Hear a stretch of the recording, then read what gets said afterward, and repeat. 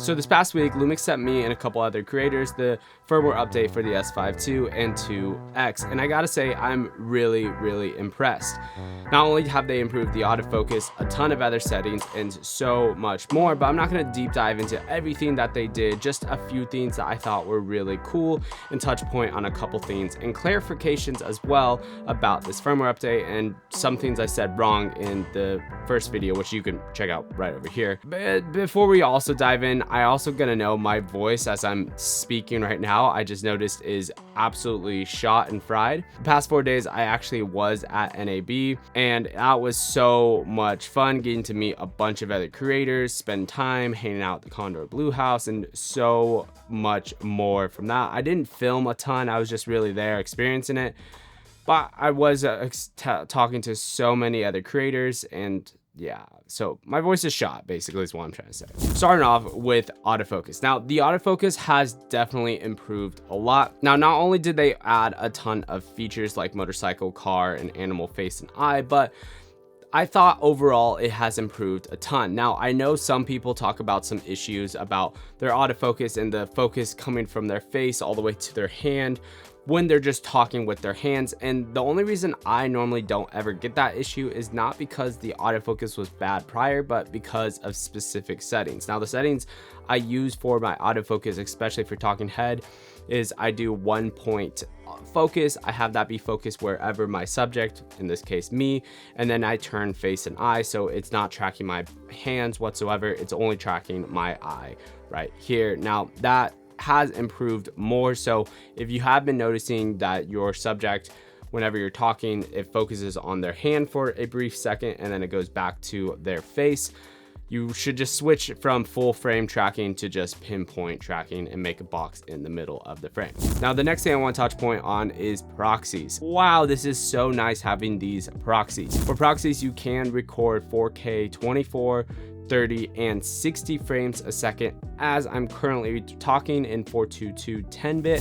For some reason, and maybe this is because of my firmware update, and they might have just another firmware update that comes after this, you can't do 48 frames a second at the given moment, but I believe this will probably change with another little bug fix and tweak in the future. But currently right now, for whatever reason, you can't record proxies at 48 frames a second. You also can't record proxies with 5.7K or 6K open gate. Now, this is definitely a bummer because everything I shoot is in 6K whenever I'm shooting 24 or 30 frames a second.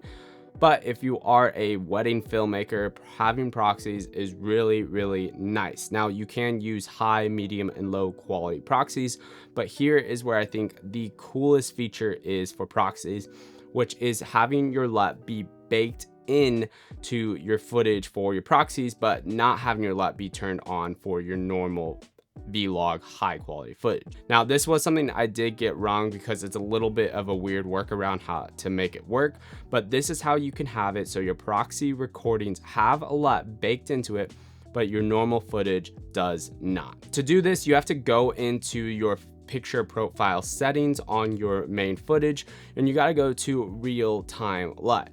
Then you go down and select what LUT you want to use. In my personal opinion, I would use the classic teal and orange, and that's what I am using right now.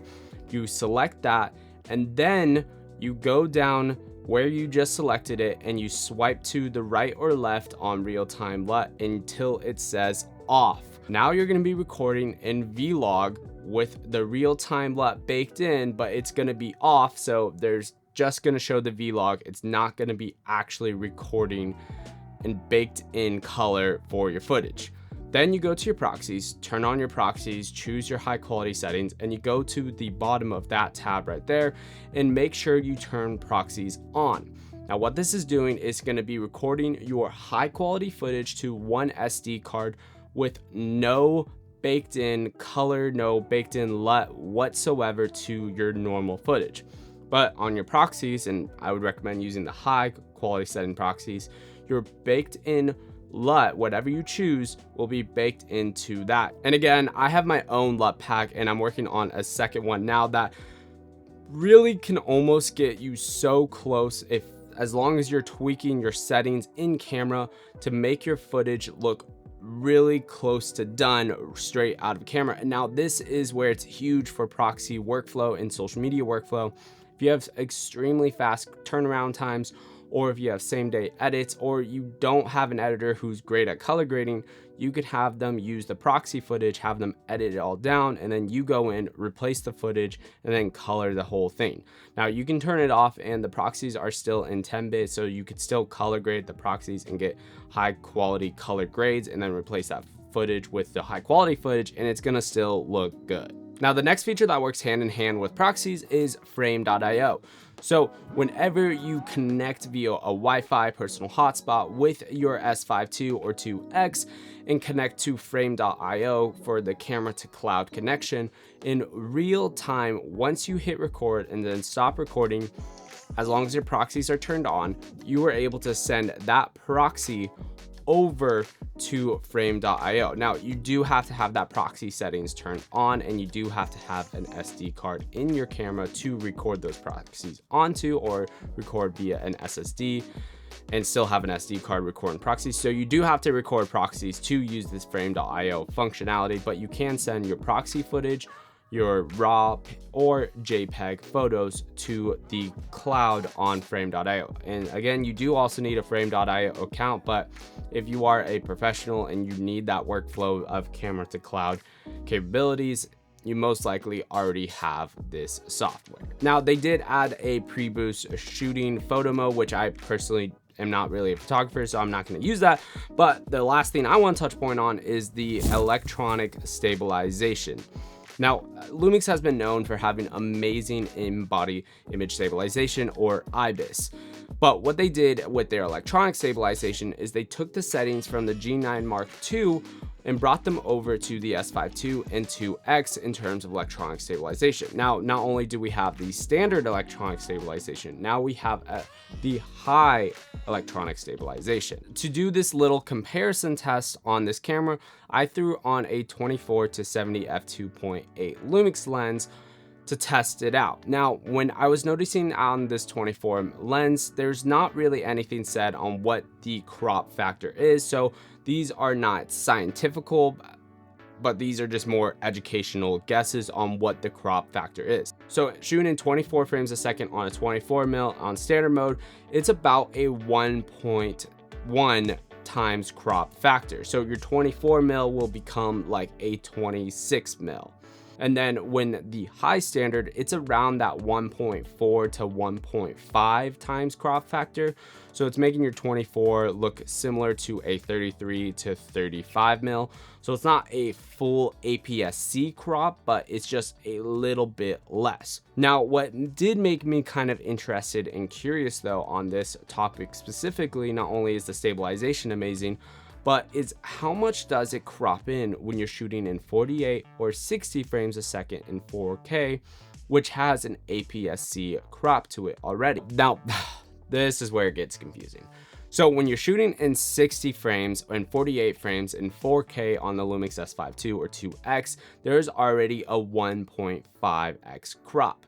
So with the stabilization, the standard stabilization turned on though, so your 24mm with no electronic stabilization looks like a 35mm. Now with the standard electronic stabilization, your 24mm ends up looking like a 38.5mm equivalent in full frame terms. Now with the APS-C crop on that 48 and 60 frames a second, your 24mm is looking around a 35mm with a 1.5x crop. Now when you times that 1.1x crop on top of the 35mm crop, you're getting to be around 38.5mm crop when you are using the standard electronic stabilization, which is almost overall a 1.6x crop from the original 24mm in full frame terms.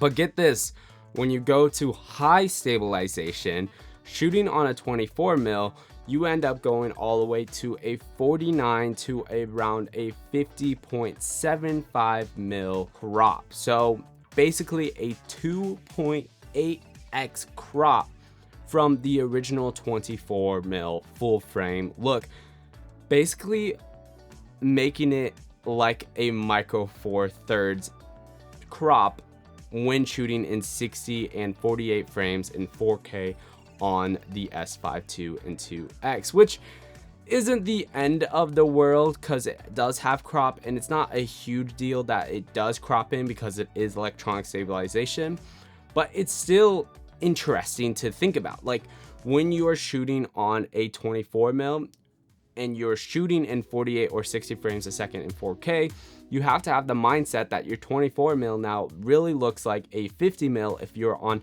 high electronic stabilization, and when you're on standard, your 24 is looking close enough to around a 35 to 40mm equivalent in full frame terms, which is interesting to think about. Now, regardless of the crop mode, the stabilization was nuts. Like I've said it before in other videos, LUMIX is now getting into the early stabilization of GoPro on their Micro Four Third and now their full frame camera. And I'm gonna have a video coming out super soon comparing the S5 IIX versus the G9 Mark II in terms of stabilization. So if you're interested, definitely consider subscribing. But without further ado, what are your guys' favorite things about this firmware update and that you're most looking forward to?